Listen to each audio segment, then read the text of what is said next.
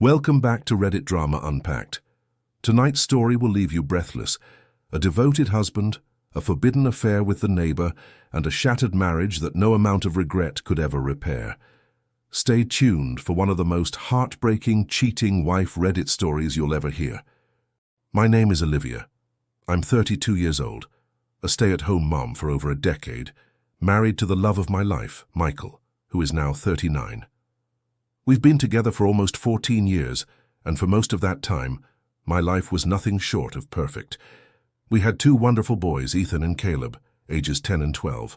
Michael was everything a woman could ever want: handsome, kind, funny, successful, and most importantly, fiercely loyal. And yet, I did the unthinkable. 19 months ago, my world spiraled into chaos when my secret affair was exposed. I wasn't forced into it. I wasn't seduced against my will. I chose it. I betrayed my husband, my children, my parents, and the life we had built together. It all started innocently enough, or so I convinced myself. When a young couple moved into our neighborhood, no one thought much of it. They were cheerful, friendly, and eager to fit into the small suburban community. The husband's name was Brandon. He was only 27, energetic, athletic, and charming in that cocky, dangerous way some younger men have. His wife Emily worked as a nurse while Brandon handled finance at a local car dealership. At a neighborhood barbecue one warm summer evening, I first noticed Brandon's lingering stares. They reminded me of someone from my past, my first boyfriend when I was only 18. The magnetic pull, the butterflies, the rush, it all came flooding back, and I, foolishly, indulged it. We crossed paths again at his dealership when Michael and I were shopping for a new SUV. Brandon made sure we got an incredible deal. He flirted discreetly, just under Michael's radar. There was a thrill in the secrecy, an adrenaline spike I hadn't felt in years. That night I couldn't stop thinking about him. The next encounter happened a few days later, when I returned alone to get some minor adjustments on the vehicle. Brandon invited me into his office. This time, the flirting was no longer subtle. He confessed his attraction. My heart raced. My logic screamed at me to leave, but I didn't. "I feel something too," I whispered back. It didn't take long before we crossed the line completely. One morning after the kids went to school and Michael had left for work, I met Brandon at his house. That morning was the first time we were physically intimate. It was reckless, selfish, and intoxicating. We convinced ourselves it was harmless, because it happened only a few times over a 5-month period. 4 times, to be exact. There were no feelings involved, or so I told myself. It wasn't about love. It wasn't even about sex, really. It was about the thrill of forbidden desire, the dangerous excitement of stepping outside the safety of my perfect marriage for something that felt so wildly out of control. But it was never harmless. I thought I could balance both worlds, be the loving wife and mother at home, while sneaking away for brief moments of adrenaline-fueled passion. I was so wrong. The fantasy shattered on a Thursday morning. I will never forget. Brandon's mother-in-law, Emily's mum, unexpectedly walked in on us in bed. The screaming, the physical altercation, the humiliation, it all happened in a blur. She slapped Brandon, scratched his face, then turned her fury toward me. She struck me hard across the jaw and yanked out handfuls of my hair before I managed to escape, scrambling to gather my clothes and dignity on the way out. I drove home in a daze, shaking, crying, unable to process what had just happened. My stomach twisted as I realized the life I cherished was now hanging by a thread. My perfect world was crumbling, and it was entirely my fault. Hours passed as I sat paralyzed on the living room couch, staring at the walls. My phone sat beside me like a ticking time bomb. I knew I had to tell Michael. But how? How do you confess to the man who trusted you unconditionally that you have just shattered everything he believed in? I finally mustered enough courage to call him, but he didn't answer. I texted him, desperately asking him to come home, but there was no response. Then there was a loud knock on the front door. Through the window, I saw Emily and her mother on the porch shouting, demanding I open the door. Their voices carried through the quiet suburban street, turning my private nightmare into public humiliation. I refused to open the door. Thankfully, Ethan and Caleb were still at school. Eventually they left, but my ordeal was far from over. Later that evening, I heard Michael's car pull into the driveway. My heart leapt with both hope and dread. I tried to compose myself, fixing my hair, wiping my tears, preparing to fall into his arms and beg for forgiveness. But he never entered the house. Instead, I saw him through the window as he walked past our house, heading straight toward Brandon and Emily's home. My stomach knotted. He spent nearly 3 hours there. I could only imagine the horrific details they shared with him. When he finally returned, I rushed to the door, reaching out to embrace him, but he recoiled. His face was like stone, cold and unreadable. I broke down instantly, sobbing, apologizing, begging for him to let me explain. But he simply said, "Pack your things. Leave." I collapsed to the floor, pleading. But Michael had already called my mother, who arrived shortly after to escort me out of my own home. As I walked out that night with my suitcase in hand, I knew I had destroyed everything that once made my life beautiful. The following days were a whirlwind of unbearable silence and torment. I stayed at my parents' house, barely eating, barely sleeping, tormented by the overwhelming guilt of what I had done. My mother, though disappointed and heartbroken, tried to comfort me. But there was little she could do to mend the gaping hole I had torn open in my marriage. Every fiber of my being wanted to go back in time, to undo that single moment where I allowed temptation to override my love for Michael and my family. Michael, on the other hand, remained distant, cold, and unapproachable. After that first night when he sent me away, he refused to answer most of my calls and texts. The few times we did speak, it was brief, emotionless, as if I were a stranger begging for mercy. I kept telling myself that if I could just see him face to face, if I could look into his eyes and pour out my heart, maybe, just maybe, he would see the sincerity of my remorse. But he wouldn't give me that chance. 2 weeks after the confrontation, Michael finally agreed to meet me, though I sensed he did it more out of obligation than desire. We sat across from each other at a small cafe far from our neighborhood to avoid the prying eyes and gossiping mouths of the community. His face looked hollow, eyes sunken with exhaustion, but his expression was firm, guarded, and distant. "I've already spoken to a divorce attorney," he said quietly, barely above a whisper, though the words hit me like a sledgehammer to my chest. "I can't live like this, Olivia." I reached across the table instinctively, desperate to touch him, but he recoiled. Tears welled up in my eyes as I whispered, "Please, Michael, please. I made a mistake, the worst mistake of my life, but I love you. I love our boys. Don't throw away everything we've built." His jaw tightened, and he shook his head. "You threw it away, Olivia. You made that choice, not me." His voice cracked slightly, betraying the deep pain he was suppressing. "You invited someone else into our marriage. You betrayed me." My tears fell freely, my heart shattering all over again as I begged for a second chance. I offered everything I could think of: counseling, therapy, complete transparency, even signing any legal document he wanted. I was willing to give up everything to keep our family together. My desperation knew no limits. Michael remained silent for a long moment, then finally spoke again, his voice calmer but colder. "If you're serious about giving up everything, draft a post-nuptial agreement. Make it so one-sided that I have nothing to lose if you ever betray me again. And even then, Olivia, I can't promise you anything." I nodded vigorously, grasping onto any glimmer of hope he left dangling before me. If this was the price I had to pay for a chance to rebuild, I would pay it 1,000 times over.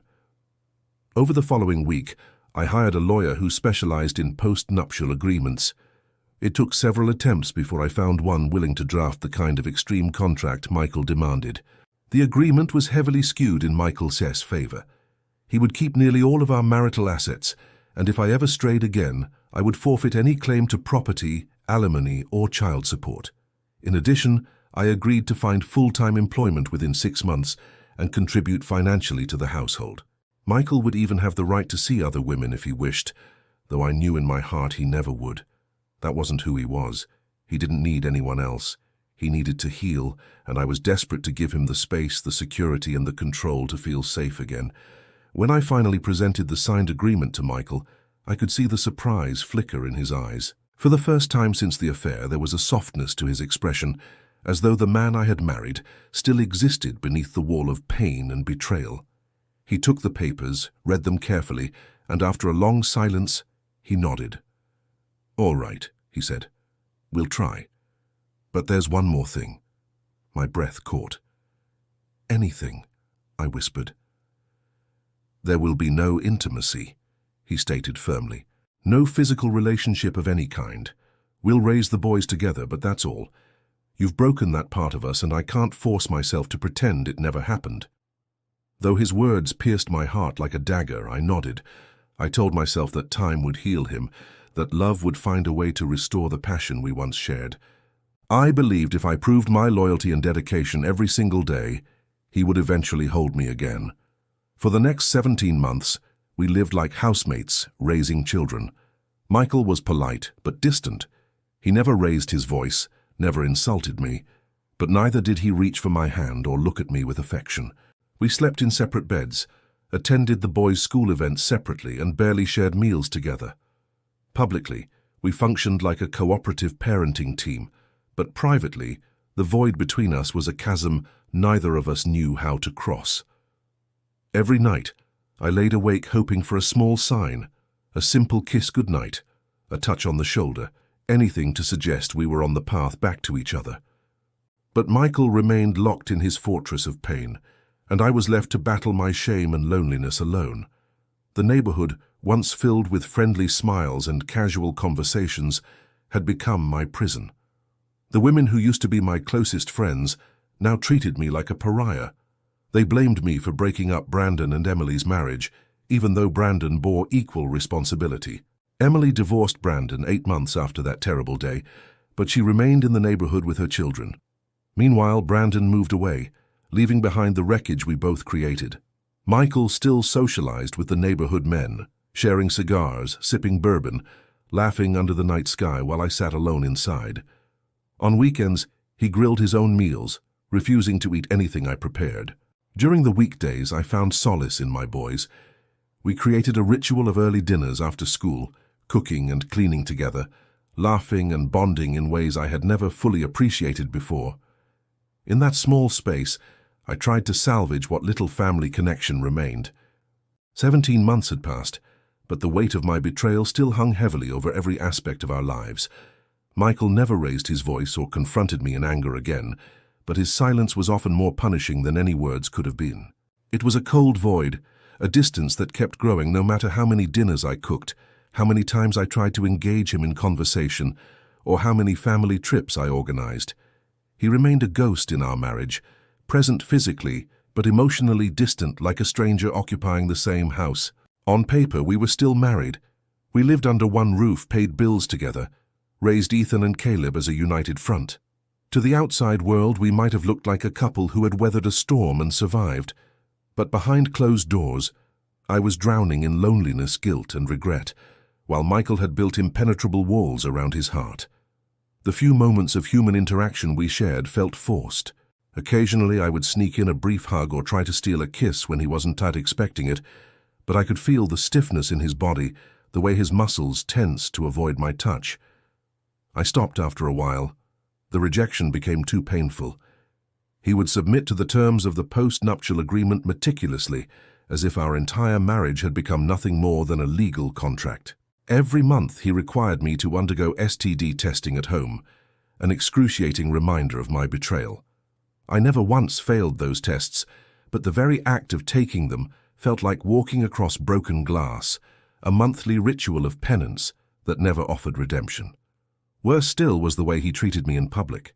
At the boys' school events, he made sure we arrived and sat separately. When Ethan had his baseball game or Caleb had his science fair, we rotated who took them, rarely attending the same events together. And if we did, he would stand off to the side, mingling with other parents, never once acknowledging my presence. Only during family vacations would we technically spend time together, but even those were carefully choreographed. 2 adjoining hotel rooms, 2 queen beds, the boys in one, us in the other, but always apart. I cherished those vacations because, paradoxically, they were the only moments we almost felt like a family again, even if only on the surface. I suggested several times that we move away from the neighborhood to start fresh, to escape the constant reminder of what I had done. But Michael refused. He said unless his job required relocation, he would remain in this house until our boys graduated from high school. The boys, too, resisted any idea of moving since all their friends lived nearby. I could hardly blame them. This was their home, their safe place, and I was the one who had tainted it. The neighborhood had turned into my personal purgatory. The other mothers, once my closest friends, had cut me off completely. They whispered behind my back, casting judgmental glances whenever I dared to step outside. Even the children who used to play in our yard now avoided me, their mothers likely warning them about the bad example who lived on their street. My world had shrunk to the confines of my home and my garden, where I buried my shame beneath rows of tulips and rose bushes. Gardening became my therapy, the only place where my thoughts could momentarily quiet down, where my hands could be busy, even when my mind screamed. Michael, in contrast, seemed to thrive outside our home. He spent most evenings with the neighborhood men, smoking cigars on patios, sipping bourbon, laughing at jokes I wasn't part of anymore.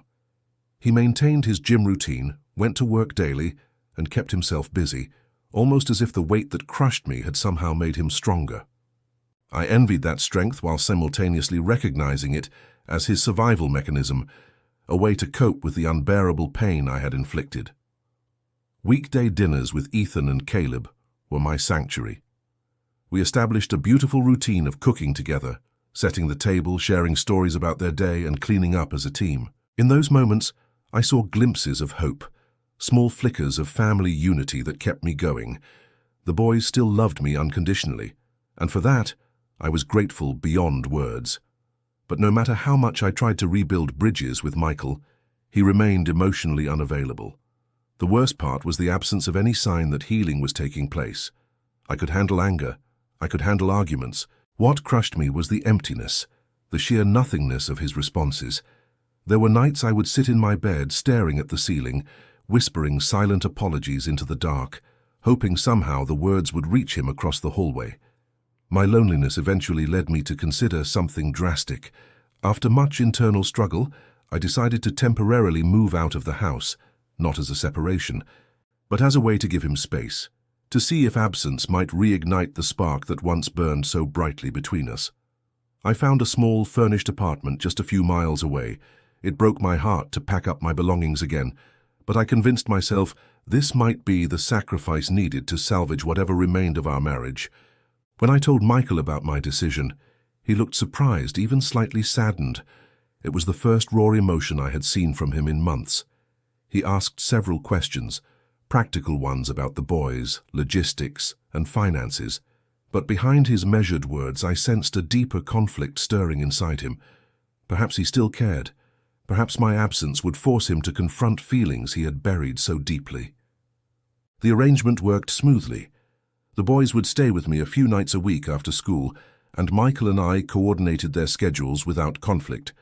We maintained flexibility so the kids could move freely between our homes, and surprisingly, Michael was more cooperative than I anticipated. There were even several phone calls between us that stretched longer than necessary. Conversations that wandered beyond logistics into casual, familiar topics. For the first time in almost 2 years, it felt like the door might be creaking open ever so slightly. But hope is a fragile thing, easily shattered. The temporary distance offered a brief glimmer of hope, but as the weeks unfolded, I began to feel the weight of isolation all over again. Living alone in that small apartment was both a punishment and a sanctuary. I missed Michael's presence, even if it had become cold and distant. I missed the comfort of hearing the boys laughing in the living room, the quiet hum of family life that once filled our house.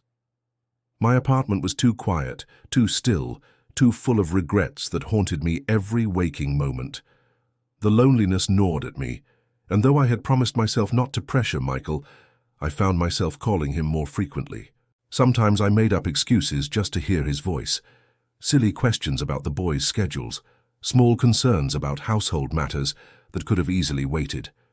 Each time he answered, my heart would flutter briefly, desperate for any sign that he might still care.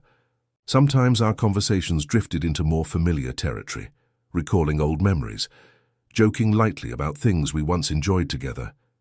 In those rare moments, I could almost forget the giant chasm between us. But reality always came crashing back.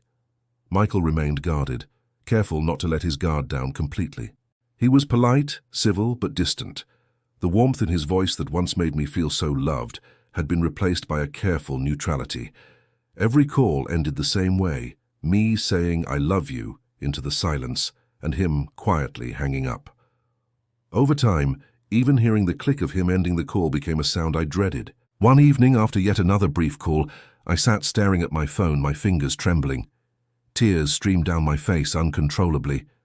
I whispered to myself, wondering if this was my life now, a perpetual limbo, trapped between marriage and separation, love and indifference. Was I fighting for a man who would never let me back in? Or was there still something worth fighting for? It was then that I received an unexpected message from Michael, asking if we could meet in person. My heart raced as I read his text over and over again. This was the first time he had initiated a meeting since everything fell apart. I could hardly breathe. I immediately replied yes, suggesting a quiet cafe away from town, where we wouldn't run into anyone who might know us. When we met, Michael looked different. There was a softness in his eyes that I hadn't seen in a long time. He smiled faintly, and though his face still carried the shadows of the past, there was a glimpse of the man I had once married shining through. For a few moments we just sat there studying each other, as if reacquainting ourselves after years apart. He was the one to break the silence first. "I've been thinking," he said softly, "about us, about everything." I could barely whisper, "Me too." He sighed deeply, rubbing his hands together nervously before continuing. "I know you've been trying, Olivia. I see it. I never thought I'd still be speaking to you after what you did, but here we are." I nodded, barely holding back tears. "Because I love you, Michael, I never stopped." He looked down at his coffee, silent for a moment. Then his voice lowered, almost as if he was struggling with the words. "I still love you too, but—" His voice cracked, and my heart dropped. "Being married to you still hurts me in ways I can't explain. Every time I see you, I remember that night. It's like a wound that keeps reopening. I can't move forward while we're still married. I've tried, but the resentment, it lingers." I reached across the table, my fingers barely brushing against his. "Michael, please, we've come so far. Can't we try to—" He gently pulled his hand away. "That's why I'm here. I want a divorce." The words pierced my soul like shards of glass. I gasped, covering my mouth as tears spilled freely. My world spun again, as it had that horrible night almost 2 years ago. I struggled to compose myself, choking back sobs. You still love me? But you want a divorce?" His eyes glistened as he nodded. "I do love you, but I need to heal. And I don't think I can do that while we're married. The title, the contract, it traps me in the pain. If we end the marriage, maybe someday we can rebuild something. Not as husband and wife, but maybe as partners, as friends. Maybe even more. But not now. Not under these circumstances." I couldn't believe what I was hearing. My mind raced in confusion, battling between hope and heartbreak. A future with Michael outside of marriage. It sounded cruel and yet oddly hopeful at the same time. He continued, his voice more stable now. "I want us to celebrate the divorce when it's final. Maybe even spend that night together, not out of obligation, but to mark a new beginning. A clean slate. If we still care for each other, we don't need a piece of paper to define us." I wiped my tears, nodding slowly, though my heart ached. "If that's what it takes to keep you in my life, I'll do it." In the following days, I hired a lawyer to facilitate the divorce, even though part of me wanted to fight it. Michael, ever honorable, offered to give me a fair share of the assets, but I refused. I voluntarily agreed to let him keep the majority, nearly 3/4 of everything we had built together. I didn't want his money. I wanted his heart. And since I had failed to protect that, I felt unworthy of any financial reward. The divorce proceedings moved forward, though not without delays. Michael remained kind but firm. We continued co-parenting the boys smoothly, both making sure our sons were shielded from the emotional storm we were navigating. But at night, when I was alone in my apartment, The emptiness grew heavier. I longed for the family dinners, the small touches, the late-night talks. I longed for him. Through it all, Michael stayed consistent in one way. He never cut me off completely. He still took my calls, still listened, still cared enough to ask how my day was. And that thin thread of connection was the only thing that kept my hope alive. But even hope, I was beginning to realize, has its limits. The divorce was finalized on a rainy Thursday afternoon. I sat alone in my apartment, watching the droplets race down the window pane as my lawyer's voice droned over the phone, confirming what I already knew. It was done. After all the months of painful negotiations, all the nights of lonely tears and desperate hope, Michael and I were no longer husband and wife. Just like that, a 14-year marriage was dissolved into legal paperwork, cold and clinical. I felt hollow, numb. Yet, as promised, Michael reached out that evening. He suggested we meet, not for any legal matters, but to close the chapter properly, as he called it. I dressed carefully that night, my hands trembling as I applied my makeup. Part of me still hoped that this meeting might lead to something, anything that could keep us connected. I wasn't ready to let him go, not truly. We met at the same quiet cafe where he had first asked for the divorce. The symbolism wasn't lost on either of us. Michael looked calm, almost peaceful. When he saw me, he smiled softly, the kind of smile that both comforted and devastated me at the same time. We talked for a while, mostly about the boys, about our new routines, about small, safe topics that wouldn't stir old wounds. But there was an undeniable undercurrent of tension humming beneath our words, an invisible thread connecting us despite everything. After about an hour, Michael leaned forward, his voice low. "I still care about you, Olivia. That hasn't changed." I swallowed hard. "I care about you too, more than anything." He exhaled deeply. "But I need time, space. Being married to you was too heavy for me. The betrayal, it was a poison I couldn't flush out while still wearing that ring. Now that we're free, maybe someday we can rediscover each other, without the weight of the past hanging over us." I nodded, blinking back tears. "If that day ever comes, I'll still be here, waiting." We sat in silence for a moment, the unspoken emotions thick in the air. Then, in a voice barely above a whisper, he added, "Do you want to come back to my place tonight, just to be together? No promises, no expectations." My breath caught. My heart hammered wildly in my chest. I nodded, unable to speak. And just like that, we left the cafe together, stepping into the rain as if walking through the ruins of our former life, hand in hand for the first time in years. That night was bittersweet, tender, and heartbreaking. In his arms again, I felt the ghost of our old love swirling between us, mingling with the pain, the loss, and the unspoken regret. It wasn't a reunion. It wasn't forgiveness. It was something in between, a fragile attempt at comfort amidst the wreckage. But even that small flicker of hope would prove to be fleeting. In the weeks that followed, our interactions remained delicate. We spoke more often, shared more laughs, and for a while I allowed myself to believe that perhaps we were inching closer to reconciliation. But then, Michael grew distant once more. His calls became shorter, his visits less frequent. The warmth I'd glimpsed during those nights of cautious intimacy slowly faded, replaced again by the cool politeness that had haunted our final years of marriage. I tried not to panic. I tried to be patient. But the familiar ache of being shut out began to gnaw at me again. I knew better than to push him, but the silence was unbearable. I clung to every small sign, every word of encouragement he had once offered. But deep down I feared the truth, that despite everything, despite my sacrifices and his fleeting moments of tenderness, I had lost him for good. Then came the moment that shattered any remaining illusions. One afternoon, while picking up Ethan from baseball practice, I saw Michael across the field speaking with another woman.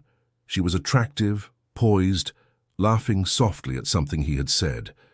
I watched from a distance, my heart sinking lower with each passing second. The familiarity of their interaction, the ease with which they spoke, it was clear. Michael was moving on. Later that evening, I confronted him. My voice trembled as I asked the question I had been dreading. "Michael, is there someone else?" He didn't flinch. He didn't lie. He simply nodded, his face etched with quiet sadness. I didn't plan for this, Olivia. But yes, I've met someone. And it's different. The air left my lungs as if I had been punched in the stomach. Tears welled up instantly, blurring my vision. I couldn't breathe, couldn't speak. My entire world collapsed for the third time. I'm sorry, he whispered. I never wanted to hurt you again. But I can't keep living in the past. I need something new, something untainted. I stood there, frozen as the weight of his words settled over me. The final nail in the coffin of a marriage I had already buried once. There was nothing more to say, no more second chances to beg for. The man I loved was gone, not because he stopped loving me, but because I had destroyed the foundation we once stood on, and there was nothing left to rebuild. As I walked away that night, I knew it was truly over. The weeks after that night blurred into one long, aching haze. I floated through each day like a ghost occupying someone else's life. The apartment that once held faint echoes of hope now felt like a tomb, silent and suffocating. My mornings were mechanical. Wake up, make breakfast for the boys if they stayed with me, get them to school, and then sit in the deafening stillness until evening arrived and they returned. The loneliness was no longer sharp. It had settled into a dull, constant ache, a slow poison in my veins that I could no longer flush out. I tried to tell myself that I should be grateful for what remained.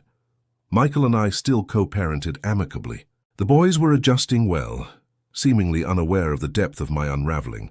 Michael never denied me time with them. In fact, he was as cooperative as ever when it came to arranging their schedules, their school events, and even family holidays. But that was all. There was no tenderness left for me, no gentle glances, no accidental touches, no quiet conversations after the boys were asleep. He was kind but distant, respectful but unreachable. The door that had briefly opened was now locked again. The woman I saw him with that afternoon quickly became a more permanent fixture in his life. Her name was Claire. She wasn't from our neighborhood, which was both a relief and an additional dagger. At least I didn't have to see them together often, but the knowledge that he had found someone new, someone untouched by our past, haunted me like a shadow that never faded. I never met her directly, but I heard her name in passing from the boys. Ethan once mentioned how Claire had come to one of his games and cheered loudly from the sidelines. Caleb casually brought up how she had baked cookies for his class. Each mention felt like a stab, not because she was doing anything wrong, but because she was now stepping into spaces that once belonged to me. I spiraled deeper into myself.